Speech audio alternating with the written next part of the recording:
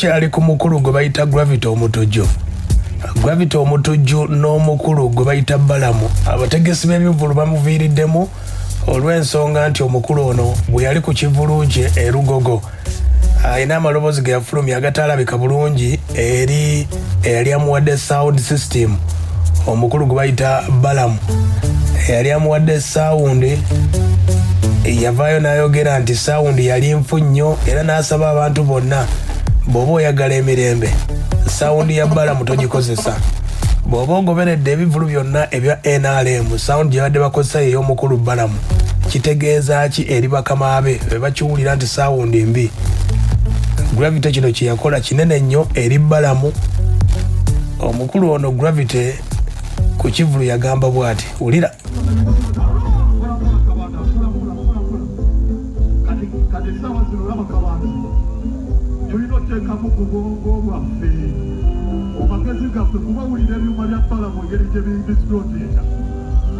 Era siwagira muyimbi mulala kozesa byuma bya Balamu leka mbere nga nzasembye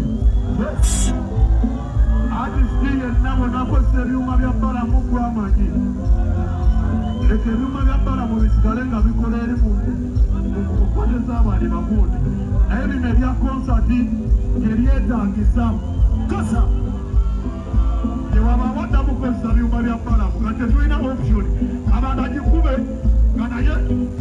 aya abaffe ekyo kiba kirungi omusajja akuwadde sound waligambye Balamu tereza sound yo naye ate n'otagaana balala bonna kola ki olw'ensonga nti Gravity omukulu Balamu ebivvulu byasinga okukola byebya NRM era Gravity byasinga okuyimbirako kitegeeza ki abayimbi nga bagenda okukola ebivvulu waliwo kye bayita okukola sound testing kitegeeza Gravity teyakola sound check ne sound ne gundi ya Balamu bye bivaamu embeera eyo.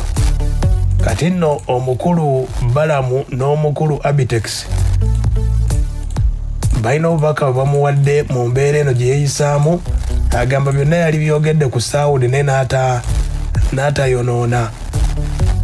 Balamu atandikidde wano nti ekintu kye bayita empisa ebyuma yabadde ayagala birekanira abakale ababaddewo n'abakozi bange abawera 10 tubeere n'empisa tujja kuwangula. Amaze wiiki namba ng'avuma Mick Wine. Wiiki namba nakwata n'essimu nemukubira nemugamba omuvubuka gw'ovuma atakuddamu lwaki tomwesonyiwa. Yajerega omuvubuka w'ebusoga bamuyita acidic vocal. Abitex yali ategese n'agamba oyo yaani oyo tewali amumanyi abantu balina embaga ya Isma. Gravity okweticha luyimba lwange. Gravity muyimbi wange y'omu ku bayimbi benjagala era nateekayo post nga mwagaliza shendo. So mutwalanga mutabanyi wange obanga muto wange. Aya ye mukulu Balamu ow'ebyuma ebyuma bye baavumye omukulu Balamu ulira naye amaanyi ganzigwamu bwe yajja ku stage n'avuma ebyuma ng'ate ebyuma byali avuma yeyabyereetera ebyoku stage bituyita ebya bandi backline kuba abantu baali bawulira abasisi b'ennyama bonna abaali mu crowd baali bawulira naye nga omuntu yayitawulira yeye mwennyini ayimba ate ebyo ebyuma yabireeta ababeera abakubi ba bandi be babireeta bulijjo tubeera ne Jekaki oba Kabanda ebyuma yabireeta era ebyuma byali byabwe si byange. Kale ate we mu kusooka nga tanajja yaleeta abagoma abasoba mu 10 bano abagoma abasamira omu ku bo n'asuula engalabi n'egwa ku waya n'eyokya screen yange. Oba ng'oli w'amawulire oteekwa okuba walaba screen eyajja ku sayidi emu era screen eyo teyaddamu kukola.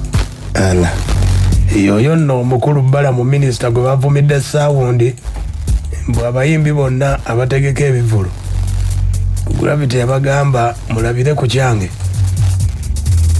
Balamu akyamugamba omukulu agende mu studio ayimbe ennyimba ezawukana ne kuzabadde ayimba. Naye njagala adde mu ground adde mu studio akube hiti ate abeere n'empisa ennungi awa abantu ekitiibwa abayimbi bana abawe ekitiibwa n'abantu abakulu abawe mubeere bampisa mubeere bakakamu ate temumala gabikula minywa. Gravity yagamba nti abantu abayimbi tebaddamu kupangisa byuma byange naye nga ze gwagamba tebaddamu kupangisa byuma Nobert omwaka gumwe emabega yali amusiba promota Nobert nze nenvaayo nemuyita nemugamba Nobert ayagala nenkwata sente za Nobert obukadde 2.3 nembukwasa Gravity n'akola show najjamu obukadde 9 kyamubanja obukadde 13.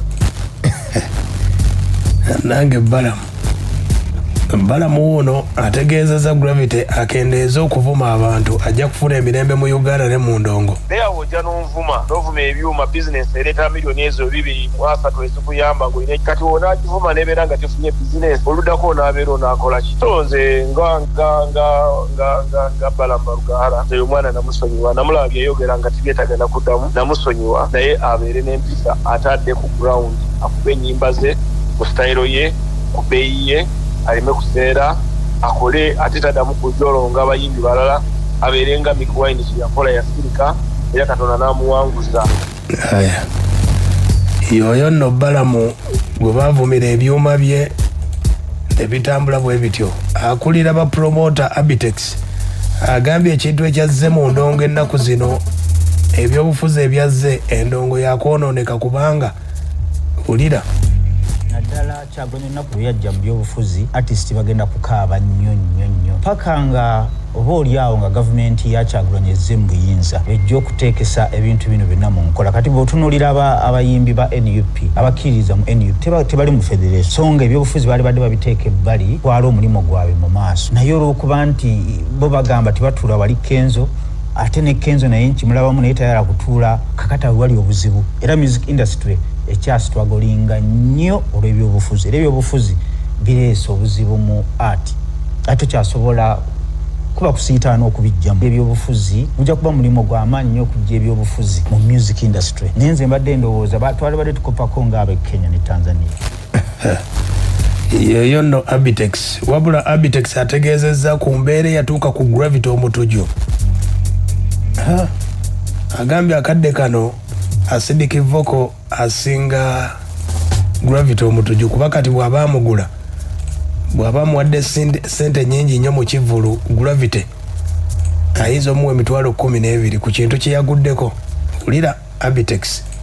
Bw'ogenda okulaba nga kati essaawa zino Acidic Vocals yafunye abantu yasinze Awilo Longomba yasinze Gravity yasinze babintani Mick Wine ebivulu ebyo ebisatu byonna tebyawuziza abantu 15,000. Gravity ekiro kyamutuuseeko mu bulamu mu music tokisabanga ne kikutuukako mu bulamu bwo. Embaga y'omuyimbi beera concert ye obulamu bwe babanga badde agula millions 2 yeesaze n'atuuka ku $12,000 n'ekitundu.